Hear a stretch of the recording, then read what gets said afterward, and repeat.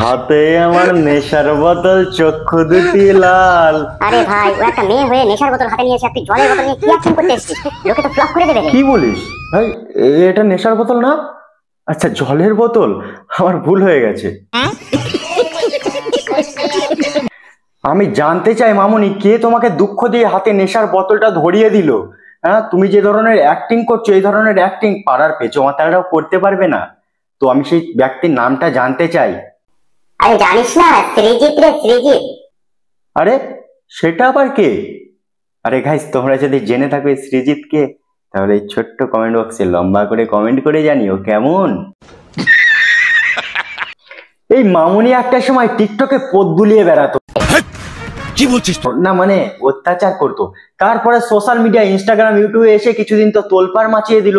তো কি কারণে তোলপাড় মাচিয়েছিল আর মামুনির এত দুঃখ এবার কোথা থেকে আসলো, সেগুলো নিয়ে আজকে আমরা একটু প্রকাশ করব, মানে তুলে ধরার চেষ্টা করব। তো যারা যারা ভিডিওটা দেখছো, চ্যানেলে নতুন, তারা চ্যানেলটা সাবস্ক্রাইব করে নাও আর ভিডিওটা লাইক কমেন্ট, বুঝতে পেরেছো, করো করো। আর কাছের বন্ধুর কাছে টুকুস করে শেয়ার করে দাও, এরকমই তুমি যেমন মজা পাচ্ছ তেমন মজা দেওয়ার জন্য। আর বুঝতে পারছো, সাবস্ক্রাইব করতে হবে চ্যানেলটা এরকমই মজাদার মজাদার ভিডিও দেখার জন্য। তো চলো বন্ধুগণ, বেশি বকবক না করে দেরি, ভিডিওটা শুরু করি। তো কি বন্ধুগণ, ভুলে টুলে গেছো নাকি রেখেছো মনে? চলে এসেছে তোমাদের সেই স্টার। তাহলে চলো বেশি দেরি কিসে, শুরু করা যাক। Class start.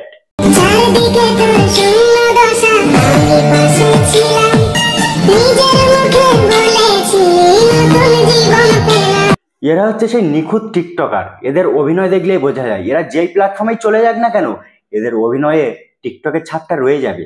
সঠিক বলেছেন, আপনার বুদ্ধি ভালো। মানে বুঝতে পারছো না তা গাইজ, কোনো ব্যক্তির ধরো পাতলা পায়খানা পেয়েছে, তাকে পায়খানা করতে যেতে দেওয়া হচ্ছে না, পায়খানাটা চেপে রেখেছে। মানে 4-5 ঘন্টা পায়খানাটা চেপে রাখার পরে যখন সে পায়খানা করতে পারবে না, তার চোখ দিয়ে মনে হয় এতটা জল বেরোবে না, এতটা কষ্ট হবে না যতটা কষ্ট করে এরা ক্যামেরা খুললেই, বুঝতে পারছো, দেখাতে পারে পাবলিকের কাছে। কিন্তু পাবলিক ভাবে আবার এরা সত্যি দুঃখে কষ্টে আছে, বুঝতে পেরেছে তো? আমি বুঝতে পারি না, মামুনি যেভাবে আমাকে দোষ দিচ্ছে, চারিদিকে যখন আমার শূন্য ছিল, মামুনি নাকি বারা আমার পাশে ছিল। আরে মামুনি, তুমি তো নিজেই ভারসাম্যহীন টিকটকার, তুমি আমার পাশে থেকে আমার সাহায্য কি করে করবে বলো?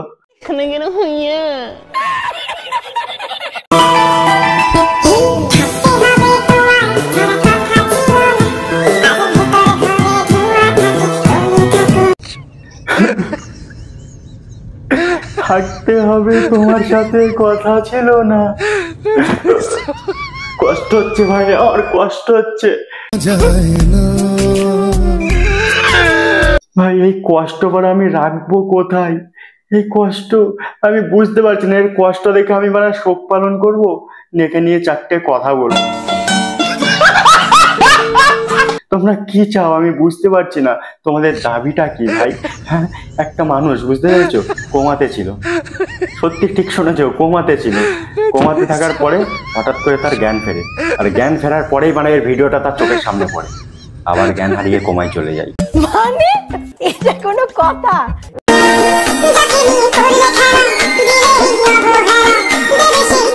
না মানে বাড়া, আমি বুঝতে পারছি না, এই দুঃখগুলোকে ইনডাইরেক্টলি সৃজিতকে বোঝাতে চাইছে নাকি? সঠিক বলেছেন, আপনার বুদ্ধি ভালো। আরে সৃজিত একটা চালাক চতুরবাদী ছেলে, বুঝতে পেরেছো, 2 দিন পর পর বিয়ে করে, আর বুঝতেই পারছো প্রাঙ্ক বলে চালিয়ে যায়।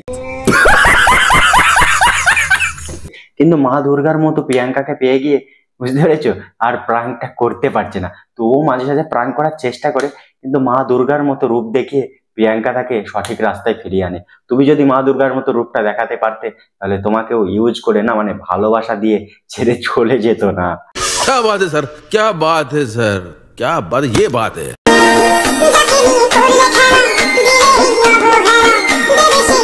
না মানে ভাই, আমার এই গভীর মনে একটা প্রশ্নটা হচ্ছে, মানে এরা কান্নাকাটি ফাটি করে এসব মানে টিকটক ভিডিও তো বানাচ্ছে, বুঝলাম যে ভিডিও বানাচ্ছে, কিন্তু এবার অভিনয়টা কিভাবে করতে হবে?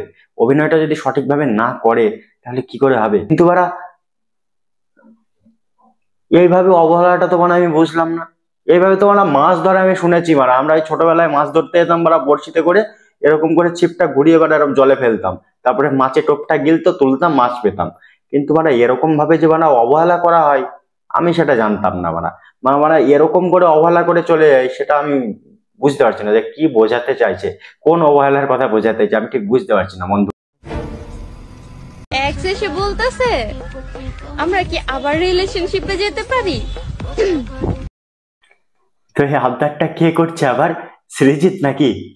কালো মানিকে হাত পেতেছে চাঁদ ধরিতে চায়, সৃজিত মানে কালোই। তো মামুনি তুমি কি? বামনে কি আর হাত বাড়ালে চাঁদের দেখা পায়। আচ্ছা তুমি নিজেকে চাঁদ দাবি করো? তো গাইজ মামনি নিজেকে চাঁদ দাবি করছে। তো কোন ব্রাহ্মণ এই মামনির মতো চাঁদকে পেতে চায় তারা একটু কমেন্টে জানিও কেমন, আমারও জানার ইচ্ছা যে সেই ব্রাহ্মণগুলো কেমন। তো গাইজ ভিডিওটা কেমন লাগলো সেটা কমেন্ট করে জানাতে একদম ভুলবে না। ভিডিওর কোন পার্টটা তোমাদের সব থেকে বেশি ভালো লাগে সেটা জানাতে ভুলবে না। আর চ্যানেলে নতুন হয়ে থাকলে চ্যানেলটা সাবস্ক্রাইব করো, বুঝতে পেরেছো?